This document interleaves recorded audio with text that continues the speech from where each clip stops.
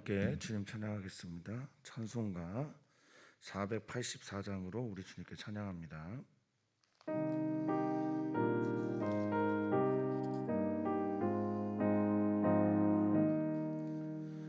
내 맘에 주여 소망되소서.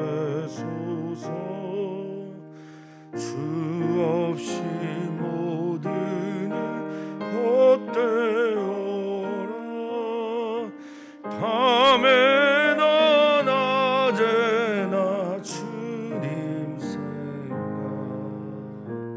잘 때나 깰 때 함께 하소서. 지혜의 주여 말씀으로서 언제나 내 안에 계십소서. 주는 내 아버지 나는 아들, 주와 내가 함께하네.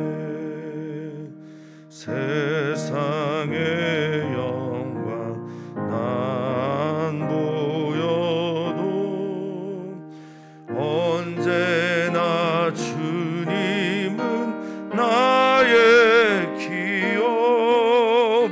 주님만 내 맘에 계시오니 영원한 주님 참 귀하셔라. 영원한 주님 내 승리의 주, 하늘의 기쁨을 주옵소서. 어떠한 고난이 닥쳐와도 만유의 주여 소망되소서.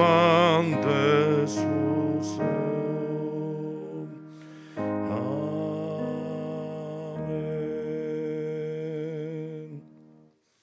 아멘. 하늘 위에 주밖에 내가 사모할 자 없으며 이 땅에서도 그러합니다. 우리의 소망과 우리의 기대리가 주님밖에 없습니다. 시인은 그렇게 고백합니다. 자신의 삶의 고통과 고난과 어려움 속에서 시편 73편을 고백한 시인은 성소에 들어와서 비로소 내가 깨달았다고, 하나님 품에서 예배할 때, 하나님 품 안에 안길 때 비로소 내가 누구를 사모해야 할지, 또 저들이 어떻게 될지를 깨닫게 되었다고 고백하고 있습니다. 오늘 우리는 주님의 거룩한 지성소에 들어와 있습니다. 주님 앞에 있습니다. 우리의 마음이 또 우리의 몸이 주님의 앞자리에 서 있습니다. 주여, 이 시간 그런 시간 되도록 주께서 주의 영으로 우리를 가득 채워 주시옵소서. 감사하며 예수님의 이름으로 기도하옵나이다. 아멘. 하나님의 말씀입니다. 하나님의 말씀은 욥기 32장 1절에서 10절입니다. 욥기 32장 1절에서 10절 말씀입니다. 한 목소리로 읽도록 하겠습니다. 욥이 자신을 의인으로 여김으로 그 세 사람이 말을 그치니 람 종족 부스 사람 바라겔의 아들 엘리후가 화를 내니 그가 욥에게 화를 내면 욥이 하나님보다 자기가 의롭다 하며 또 세 친구에게 화를 내면 그들이 능히 대답하지 못하면서도 욥을 정죄함이라. 엘리후는 그들의 나이가 자기보다 여러 해 위임으로 욥에게 말하기를 참고 있다가 세 사람의 입에 대답이 없음을 보고 화를 내니라. 부스 사람 바라겔의 아들 엘리후가 대답하여 이르되 나는 연소하고 당신들은 연로하므로 뒷전에서 나의 의견을 감히 내놓지 못하였노라. 내가 말하기를 나이가 많은 자가 말할 것이요 연륜이 많은 자가 지혜를 가르칠 것이라 하였노라. 그러나 사람의 속에는 영이 있고 전능자의 숨결이 사람에게 깨달음을 주시나니 어른이라고 지혜롭거나 노인이라고 정의를 깨닫는 것이 아니니라. 그러므로 내가 말하노니 내 말을 들으라. 나도 내 의견을 말하리라. 아멘. 다시 욥기로 돌아왔습니다. 욥의 긴 자신의 독백 혹은 기도, 또 자신을 한탄하는 이야기가 마무리가 되고 나서 당연히 욥이 찾는 하나님이 나오실 거라고 모두가 얘기를 할 텐데, 이게 일반적인 구성 플롯이 될 텐데요. 이상하게도 하나님이 등장하지 않고 엘리후라는 설교자가 등장을 하게 됩니다. 욥도 그렇고요, 엘리바스도 그렇고 소발 빌닷 다 마찬가지인데 이들이 히브리식 이름이 아닙니다. 여기에서 유일하게 히브리식 이름을 가지고 있는 이가 바로 이 엘리후입니다. 엘리후라는 이름의 뜻이 나의 하나님은 그다, 다시 말하면 그분이 나의 하나님이다라고 하는 설교자가 많이 쓸 수 있는 이름이고, 그리고 하나님에 대한 열정이 가득한 이름을 보면 하나님을 대신하고자 하는 그런 열정이 가득한 사람이 아닐까, 이렇게 여겨볼 수 있겠습니다. 연암 박지원 선생님이 학문을 하는 사람들의 특징 중에 하나가 그들이 배워야 될 태도 자세가 뭐냐라고 물어보면 법고 창신이라는 말을 합니다. 이 법고라는 말은 이제 옛 것을 잘 다스려야 된다는 뜻이고, 창신은 새로운 것을 창조해 나가야 된다고 하는데, 엘리후는 좀 젊은 사람이었습니다. 오늘 우리가 보면 알겠지만 젊은 사람이고, 그러나 또 새로운 것에 대한 열망이 있는 사람이라서 왜 엘리후가 긴 하나님이 오시기 전까지 등장해서 긴 시간들을 설교하고 말하고 있는가를 살펴보면요, 엘리후가 첫 번째는 이제 논쟁이 참 길었지 않습니까? 그래서 이 논쟁들을 좀 정리를 해요. 그동안 이제 사람들이 많이 지쳤죠. 했던 말 또 하고 또 들었던 말 또 듣게 되고, 고난의 이유에 대한 치열한 당시의 신학자, 당시에 가장 지혜롭다고 하는 사람들의 이야기들을 쭉 정리해주는 역할을 엘리후가 하게 되고요. 또 이것들을 정리하면서 새로운 고난의 목적, 그것을 얘기를 합니다. 고난의 이유만 있는 것이 아니다. 고난은 목적이 있다, 방향이 있다라는 것들을 제시를 합니다. 그리고 엘리후를 통해서 많은 성경을 읽는, 특히 욥을 읽는 사람들이 한번 좀 생각하게 됩니다. 내가 뭘 읽고 왔나? 또 우리는 무엇을 논쟁하고 있었나? 특별히 12월입니다. 12월 달, 우리에게는 좋은 일도 있었을 2021년이고 또 고난도 있었을 만한 2021년입니다. 누구나 다 그렇습니다.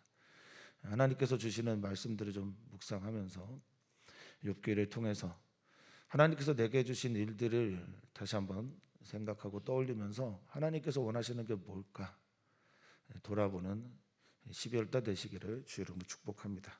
자, 1절이 이렇게 시작하고 있습니다. 욥이 자신을 의인으로 여긴다, 그래서 이 세 사람이 말을 그쳤다라고 성경은 설명하고 있어요. 도대체 누구의 말일까요?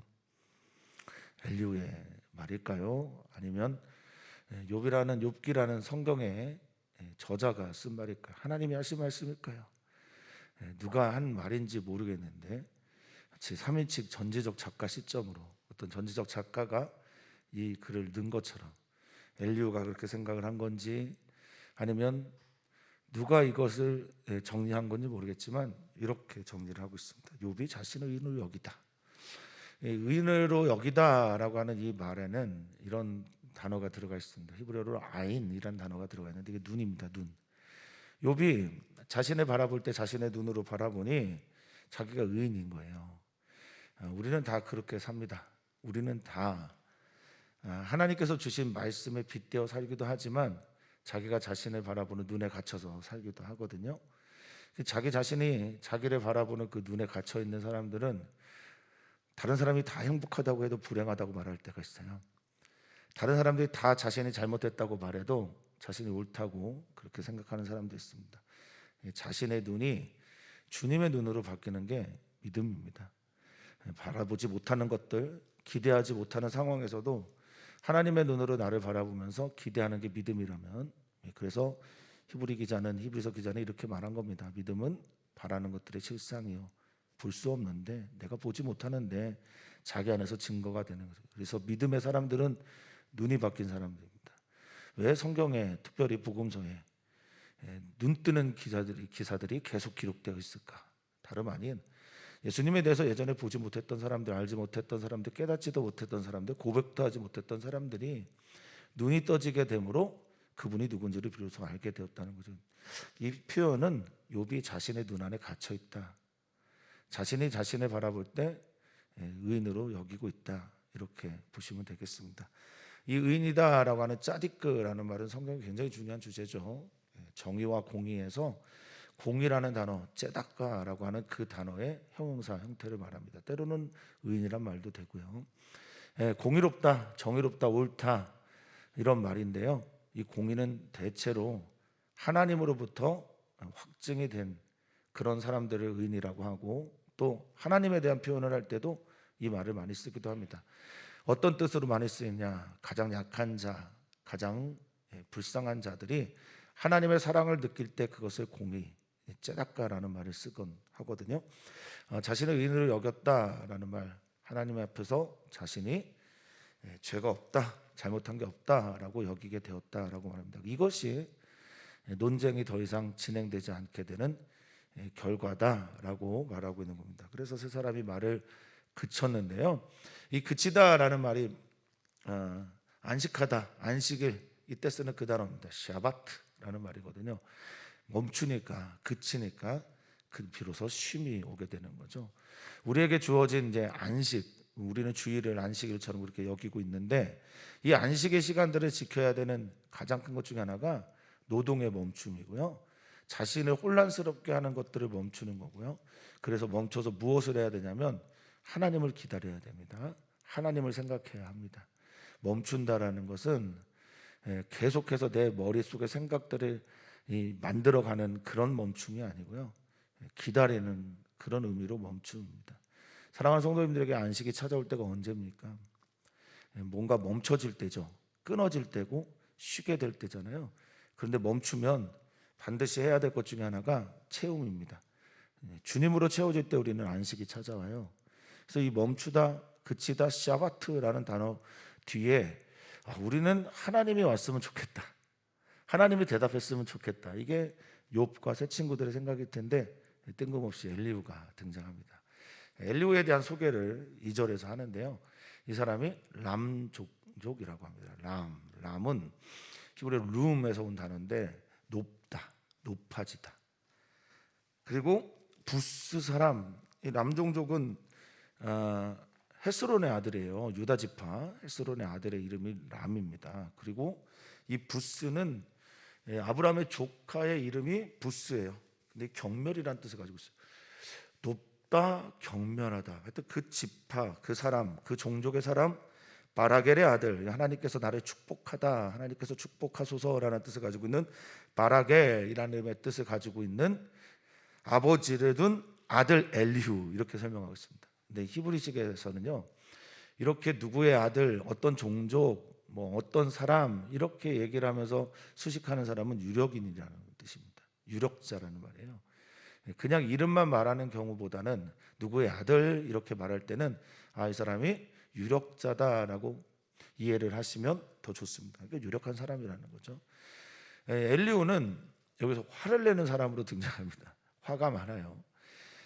화가 많다라는 게 뭐 단순하게 생각하면 원래 분노 조절 장애인 사람들도 있겠지만, 화가 많은 사람 중에 여러 사람들은, 특히 성경에서 표현되는 화 많은 사람들은요, 하나님을 대신하는 열정들이 있는 사람들인 경우가 대부분입니다. 여기서 화를 낸다라는 엘리후의 이 표현들은 대부분은 하나님을 대신하기 위해서, 하나님이 조롱당하는 것, 하나님께서 저 무지한 사람들에 의해서 놀림을 당하는 것 같은 그런 일들 때문에 분노하는 거예요. 여기 화라는 단어가 이제 아프인데, 호흡, 말들이 콧바람을 내면서 달려가기 전에, 이제 분노를 표현하기 전에, 맹렬히 질주하기 전에 그 상태를 볼 때 우리는 그래서 아프라는 단어를 히브리식으로 많이 쓰게 된다고 합니다. 그러니까 화를 내는 거예요. 콧바람을 불러일으키면서 그가 욥과 세 친구들에게 화를 냅니다. 2절에 욥에게 화를 내는 이유는 뭐라고 말합니다? 뭐라고 합니까? 욥이 하나님보다 자기가 의롭다 했다고 해서 화를 내는 거예요. 이러면 화날 만하죠. 어떤 사람이 하나님보다 더 자신이 의롭다라고 말하면 화를 낼 만한데요, 욥이 그렇게 얘기하던가요? 우리는 경청, 들음, 이게 자기식이라는 걸 놓칠 때가 참 많아요. 자기 방식으로 볼 때, 자기 눈으로 볼 때, 자기 생각으로 볼 때 욥이 하나님보다 의롭다라고 믿어버린 거죠. 그럼 분노할 만합니다. 그런데 정말 욥이 하나님보다 자기가 의롭다고 말했습니까? 아니죠. 욥이 외쳐대는 질문과 그리고 절규의 핵심은 하나님 내게 찾아와서 정말 하나님께서 나에게 잘못해서 그런 건지 아닌지를 좀 밝혀주십시오라고 그렇게 외쳤죠. 이 외침이 욥이 하나님보다 자기를 의롭다고 생각하게 만들었는지 모르겠습니다만 엘리후는 이것 때문에 화를 냅니다. 또 하나는 3절입니다. 새 친구에게 화를 냈다. 왜 냈을까? 그들이 능히 대답하지 못하면서도 욥을 죄인이다 정죄했기 때문에 그렇습니다. 대답하다라고 하는 단어가 재밌어요. 마네라고 하는 이브리어인데 아나라는 동사의 명사 형태일 겁니다. 이 마네라고 하는 이 말은 대답, 맞습니다만 논증과 논박입니다. 그러니까 욥이 당하고 있는 감정적인 이 고통들을 이성적인 머리로 정리해주지 못했다는 뜻이에요. 그러니까 욥을 굴복시키지 못했다는 거죠. 욥이 자신의 고통과 고난을 머리로 받아들여야 된다고 엘리후는 생각했는지 모르겠습니다. 감정의 문제를 지성의 문제로 바꾼 거죠. 속상함을 이해의 문제로 풀어버린 겁니다. 이런 일들은 제3자들이 많이 하는 오류예요. 성급한 일반화의 오류들이 우리 삶 속에 얼마나 많은지 몰라요. 그 사람의 한 가지 단면을 보고 그래서 이 사람은 이런 사람일 거야 라고 말하는 유의 행동들은 우리가 너무너무 조심해야 되는 일들입니다. 누가 어떤 문제가 생겼을 때 그 사람 전부를 도매급으로 처리한다든지 그 사람의 문제가 이렇구나라고 보는 시각들은 우리가 정말 조심해야 되는 부분입니다. 저는 이렇게 단순하게 말할 수 없는 일들이긴 하지만 이들이 대답하지 못합니다. 논박하거나 논쟁하거나 정리해주지 못합니다. 그러면서 욥이 죄라고 인정하지도 않는데 너 죄인이야 그럴듯하죠. 정죄하다라는 말이 이제 라샤라는 말인데 악하다라고 말하는 겁니다. 너 죄인이다라고 말한 거예요. 자, 그런데 이것들이 엘리후를 화가 나게 했어요. 그래서 엘리후가 분노의 말들을 쏟아붓습니다. 그러면서 엘리후 자신도 그렇고 성경도 엘리후가 그런데 왜 지금까지 참고 있었는지에 대한 설명을 하는데 4절입니다. 엘리후가 그들의 나이가 자기보다 여러 해 위임으로 나이가 욥과 새 친구들이 훨씬 더 많았기 때문에 그렇죠. 고대 근동뿐만 아니라 우리도 경로우대 사상이 있습니다. 특히 성경에서는 잠언서에서는 백발이 영화야 면류관이다라고 말을 하고 있어요. 머리가 희다라고 하는 것은 이제 연세가 많아지셨다는 뜻인데 그런 분들이 영화 그리고 영광의 면류관을 얻은 분들이다라고 생각해서 존경을 했고 레이기에도 그렇게 하죠. 샘머리가 있으신 분들이 나오면 너희 일어서라 라고 하면서 고대 근동뿐만 아니라 성경은 연로한 분들에 대한 존경을 표하고 또 그렇게 하라고 가르치고 있습니다. 그러니까 엘리후가 지금까지 참고 있었던 여러 가지 이유 중에 하나는 그가 히브리식 사고에 젖어 있는 율법에 충실한 사람이다라는 의미를 덧붙여 이해하시면 좋을 것 같습니다. 그래서 참고 있습니다. 이 참다라고 하는 4절에 쓰여진 이 표현이 하카라고 하는 히브리어예요. 그러니까 단순하게 참다라는 의미가 아니라 자제하다, 기다리다. 그리고 또 다른 단어가 있는데 이게 앙망하다, 바라다예요. 그러니까 하카라는 단어, 즉 우리 안에 기다림이라는 단어는 반드시 기대와 바람과 함께 쓰여져야 된다라는 의미를 갖고 있습니다. 이 하카라는 단어가 그래요. 성도님들이 기도하시잖아요. 그리고 기다리시잖아요. 근데 기다리고 기도하는데 기대, 바람, 앙망이 없이 기도하고 또 기다리는 것은 예수님께서 말씀하셨던 바로 중언부언하는 기도와 다를 바가 없습니다. 우리가 기다리는 이유는 기대하고 있기 때문에 기다리는 겁니다. 어쨌든 이 단어 안에서 하카라는 단어를 써서 욥은 지체하면서 자제하고 기다리면서 기대하고 있습니다. 앙망하고 있습니다. 자기가 언제 말을 해야 될까를 바라고 있다는 뜻이죠. 자, 그리고 5절 세 사람의 입에 대답이 없음을 보고 화를 냅니다. 6절엔 대답하다라고 말했고 5절은 화를 낸다고 말을 했어요. 그러니까 화를 내면서 대답한 겁니다. 분노하면서 대답한 겁니다.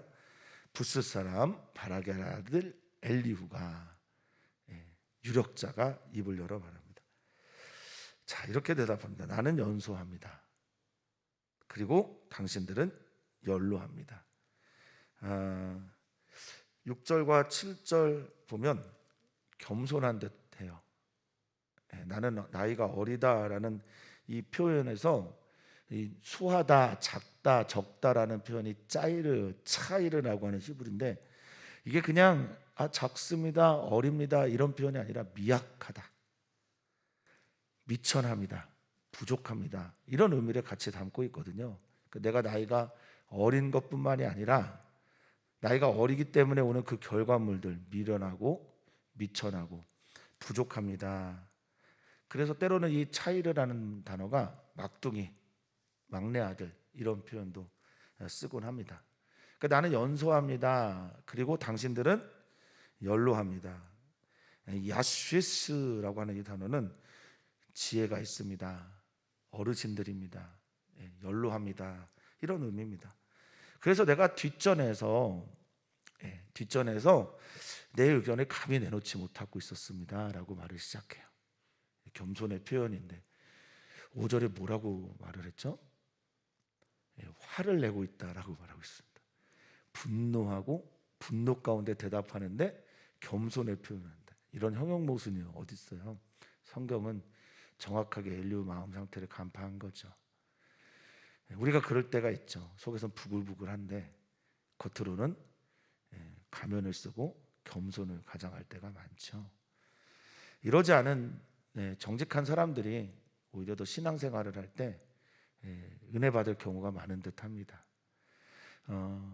주님께서 그렇게 싫어하셨던 바리새인들과 서기관들에게 주님이 하셨던 말씀을 정리하면 저는 이거라고 봅니다. 너 가면 좀 벗어. 가면 좀 벗어. 위선의 가면 좀 벗어. 너 속 부글부글 하잖아. 너 거짓됐잖아. 이런 위선의 탈을 쓰고 말을 하고 있는 그가 엘리후가 아닌가. 성경은 이렇게 거울로 우리에게 비춰주고 있는 게 아닌가 싶습니다. 어쨌든 뒷전에서라는 이 말이요, 재밌어요. 자할이라는 히브리어입니다. 이 자할이라고 하는 히브리어가 살금살금 걷다예요. 뒤에서 기어다니며 두려워하며 이렇게 숨어 있는 걸 말합니다. 살금살금 걷다가 나의 의견을 감히 내지 못한다라고 할 때 감히 내다라는 말이 두려워하다라는 말로 쓰이는 이아래입니다. 이아래. 그러니까 내가 뒷전에 숨어서 살금살금 걷으면서 두려워서 내 의견을 내지 못했다라고 말합니다. 그런데 이 6절에 의견을 감히 내지 못했던 말이 10절에 가면 이렇게 말하고 있어요. 내가 말한다, 너희 들어라, 내가 내 의견을 말할 것이다. 갑자기 바뀌게 되는 이유가 뭘까? 이 의견이라고 말하는 이 데아라고 하는 히브리어는요, 내가 알고 있는 모든 종류의 지식을 말합니다. 내가 지금까지 깨달은 것, 내가 알고 있는 지식들 내가 감히 내놓지 못하고 있었다라는 게 이 엘리후의 표현입니다. 엘리후의 표현, 엘리후가 입을 여자마자 가장 많이 나온 단어는 나예요, 나. 엘리후가 자기 중심적인 그런 사고 속에서 이 문제를 풀고 있다라는 거죠. 근데 엘리후가 다 틀렸나? 그렇지 않습니다. 사람은요, 다 맞을 수 없고 다 틀릴 수 없습니다.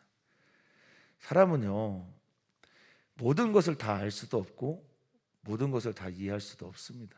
그러니까 엘리후가 맞는 것도 있고 당연히 틀린 것도 있죠. 지혜는 내가 그런 존재다라는 것을 인정하는 데 있는 것이 아닌가 싶습니다. 나는 온전하게 하나님이 원하시는 것들을 다 할 수 없음을 인정하는 것이 지혜가 아닌가 싶기도 한데요. 젊은이들이, 청년들이 그렇게 하면 매력 없죠. 김수영 씨는 그렇게 얘기했어요. 청년들의 매력 중에 하나는 불온함에 있다고. 불온함. 언제나 정의를 보면, 부정의를 보면 불의로 일어나고, 이렇게 답답한 일들을 보면 화를 내는, 짜증을 내기도 하고 멈추려고 하지 않고. 그래서 청년들의 시기에 하나님 앞에서 무릎을 꿇고 또 하나님 정말 살아계신지를 묻지 않는다면, 김옥원 선생님이 쓴 표현이긴 한데 김 빠진 샴페인과 같다라는 그런 말씀하셨는데 그걸 아닌가 싶기도 합니다. 어쨌든 지금 엘리후는 젊은 사람으로서 이런 이야기를 합니다. 나는 원래 이런 사고 안에 있었던 사람입니다. 나이가 많은 자가 말할 것이요. 지금까지 그래서 참은 거죠. 7절에 연륜이 많은 자가 지혜를 가르친다라는 말입니다. 이 지혜라고 하는 단어가 히브리어에서 굉장히 중요하고 욥기에서도 중요한 주제입니다. 도대체 지혜가 뭐냐? 인간이 감당할 수 없는 고난이 찾아올 때 이 머리로도 또 그 자체의 고통으로도 인간이 감당할 수 없는 고난이 찾아오게 될 때 우리는 어떻게 하나님을 믿을 것인가가 욥기에 굉장히 중요한 주제잖아요. 호크마라고 하는 지혜라는 단어는 기술도 들어가고요, 경험도 들어가고 지식도 들어갑니다. 그런데 성경이 말하는 지혜는요, 기술인데 기술 그 이상이에요. 또 지혜인데 지혜 그 이상입니다. 지식인데 우리가 알고 있는 것 그 이상, 언제나 그 이상을 말할 때 호크마, 지혜라는 말을 쓰는 겁니다. 경험인데 경험한 것이 다가 아니라 경험 그 이상을 찾아가는 게 지혜라는 의미랍니다. 그 지혜를 어른들이 말하니까 내가 잠잠하게 있었습니다. 8절입니다. 그러나 그럼에도 불구하고 내가 말할 수 있는 건 바로 이것 때문입니다. 사람의 속에 영이 있습니다. 네피시라고 하는 이 사람이라는 존재 안에 생기, 하나님의 하야라고 하는 존재하는 것, 하이라고 하는 주님의 생명이 들어와서 우리가 비로소 생영의 존재가 된 것처럼 사람들에게는 하나님의 영이 있습니다. 그래서 이 영이 루아흐죠. 하나님의 생기, 호흡, 바람, 하나님의 생명, 하나님의 지혜, 뭐 이런 것들이 하나님 안에 있는 어떤 것들이 내 안에 들어와서 전능자의 숨결이 나로, 사람으로 깨닫게 하십니다. 내가 발견했습니다. 알게 되었습니다. 그러니까 하나님보다 나이 많은 사람 없고 하나님보다 지혜로운 사람 없으니 하나님의 영이 내 안에 들어와서 하는 나의 말을 여러분 들으셔야 합니다. 이렇게 말을 하고 있는 거예요. 엘리후가 설교자잖아요. 그래서 내일 모레 또 설교해야 되는데 이렇게 거칠게 말하면 어떡하지? 이런 고민을 제가 가지고 있어요. 설교자들은 하나님의 영에 대한 확신이 있어야 돼요. 하나님께서 주신 말씀이다라는 확신 없이 어떻게 메시지를 전하겠어요? 그런데 또한 이게 다가 아니라고 하는, 하나님 앞에서의 한계를 날마다 인정해야 되는데요. 엘리후는 조금 아쉽죠. 그 다음 말들이 조금 더 아쉽습니다. 어른이라고 지혜롭거나 노인이라고 정의를 깨닫는 것이 아니다. 이제 하나님께서 내게 주신 은혜는, 내게 주신 지혜는 언제나 합력해서 선을 이루어 나가야 합니다. 나로 인해서 모든 것이 다 변하게 되는 건 그건 내가 하나님이란 뜻이에요. 그래서 누구도 무시할 수 없습니다. 성도님들이 다른 설교자들의 설교를 듣는 것에 대해서 불편해하는 목회자들이 참 많으신데 그건 불편해할 문제가 아니라 하나님의 합력해서 선을 이루어 가실 일들의 하나로 보는 게 저는 좋다고 봅니다. 어떻게 한 사람이 모든 것에 한 영혼에 영향을 다 끼칠 수 있겠습니까? 그럼 부모님도 그렇게 하지 못하죠. 그런데 그 표현들이 엘리후는 부정하는 쪽으로 나오는 거예요. 내가 하나님의 영에 사로잡혀서 말을 하니 어른, 노인, 내가 이제 당신들을 조금 부정하겠습니다. 당신들이 다 아는 게 아니고 다 깨닫는 게 아니고 다 지혜로운 것이 아니라서. 공자가 학문하는 사람들에 대해서 온고지신 참 많이 들어보죠. 이 온고지신이 이제 옛 것을 따뜻하게 익히고 새로운 것을 아는 사람들이 가히 사람들을 가르칠 만하다라는 말을 공자가 했어요. 그것이 아니더라도 우리는 옛 사람들, 옛 것, 옛부터 나오는 전통들 이것들을 귀하게 여기면서 내 것으로 익혀가면서 새로운 것들을 말할 수 있어야 합니다. 교회는 2000년의 전통이 있습니다. 그리고 성경은 그 이상의 전통 속에서 그 역사 속에서 고백되어지는 하나님을 고백하고 있는 겁니다. 우리는 어른이라고 해서 지혜롭다 물론 맞습니다만 그들의 지혜가 온전히 틀렸다고 부정해서도 안 되고요. 노인이라고 해서 정의를 깨닫는 것 아니다라고 하는 말 인정할 수 있으나 그들이 말한 모든 것들이 부정의하다라고 말해서도 아니 될 겁니다. 어찌됐든 엘리후는 결론적으로 이렇게 말합니다. 나에게 집중해달라. 나만 바라봐. 이런 말로 자신의 이야기를 마무리를 짓습니다. 이제 시작하는 거지만 오늘 본문을 마무리합니다. 내가 말할 거야. 내 말 들어. 내 의견을 내가 말하겠습니다. 라는 것으로 오늘 본문을 마무리를 하고 있습니다. 자기의 중심성이 죄라고 말을 해요. 안병문이라고 하는 신학자가 하는 말입니다. 자기 중심성. 철저하게 자기로 굽어진 마음들. 자기를 향한 마음들. 다른 사람들의 선자리들을 이해하지 않는 사람들.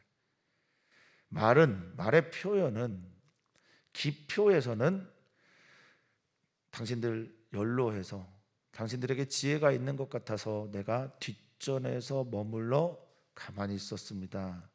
기표는 그런데 그 기표의 표현들이 끝나고 나자 기의 그 속에 들어가 있는 말들은 당신들 다 틀렸고 내 말만 맞아요 라는 그런 사고입니다. 엘리후를 통해서 목회자들은 자신을 봐야 되겠죠. 또한 우리 성도님들은 엘리후를 통해서 관계 속에 있는 나보다 약한 사람들이나 혹은 나의 자녀들이나 배우자들 혹 부부싸움 간에 있는 분들은 내가 지금 어떤 말들과 행동을 하고 있는지를 살펴보셨으면 좋겠습니다. 내가 말할 거야. 내 얘기만 들어. 내 의견을 이제 말할 테니 집중해. 그것보다는 내가 이제 주님의 영이 내게 찾아와서 우리 같이 주님께 집중해보자. 주님의 뜻이 무엇인지 찾아봅시다. 내 의견이 거기에 덧붙여질 겁니다 라는 말들이 더 낫지 않을까 싶습니다. 오늘 금요일이고 오늘은 주일 예배를 기대하면서 기도하는 마음으로 오늘을 보내고자 합니다. 사랑하는 성도님들, 주일 예배 날마다 코로나19 확진자 수가 오늘도 아마 많을 것 같습니다만 늘어날 때 이 대한민국의 한국 교회들을 위해서 오늘 꼭 기도해 주시고 주일 예배를 위해서 기도해 주십시오. 또한 기도하실 때 내일 우리 정인재, 김미정 우리 교회 청년들이 내일 결혼합니다. 기도해 주시고 축복해 주시고 내일 결혼식에 정말 별 문제 없이 은혜롭게 또 기쁘게 결혼식이 진행되도록 오늘 꼭 기도를 부탁을 드립니다. 금요일마다 우리는 목회자들을 위해서 기도하죠. 목회자 중에 엘리후의 모습이 없는 사람은 없습니다. 제가 단언하는데 목회자들이 대부분 엘리후의 모습을 가지고 있어요. 그런데 들을 수 있는 겸손한 목회자들이 되도록 저와 또 전현수 목사님과 이주영 목사님 위해서 꼭 기도 부탁을 드립니다. 확신 있으나 언제나 열린 귀가 되어서 겸손하게 주님의 뜻을 받아들일 준비가 되어 있도록 그렇게 기도 부탁드립니다. 하나님을 우리는 사랑합니다. 하나님이 우리를 사랑하셨기 때문에 우리도 하나님을 사랑합니다. 하나님께서 우리에게 들려주신 말씀들이 우리가 어떤 존재인지를 깨닫게 합니다. 나는 누구인가? 나는 하나님 앞에서 어떻게 서야 되는가? 우리 사랑하는 지체들이 하나님 앞에 섭니다. 서로의 입장이 다르고 선자리가 다르기 때문에 이해할 수 없는 것들이 하나님 앞에 서면 이해가 되는데, 우리 사랑하는 모든 지체들이 오늘 하루는 하나님 앞에 선자로 주 앞에 나아가기를 소망하오니 주님 그런 은혜를 우리 모두에게 더하여 주시옵소서. 감사하며 예수님의 이름으로 기도합나이다. 아멘. 주님, 엘리후가 말합니다. 엘리후가 말하는 이 말이 꼭 저의 말 같기도 하고 설교자의 말 같기도 합니다. 우리는 어쩜 이렇게 광포할 수가 있을까요?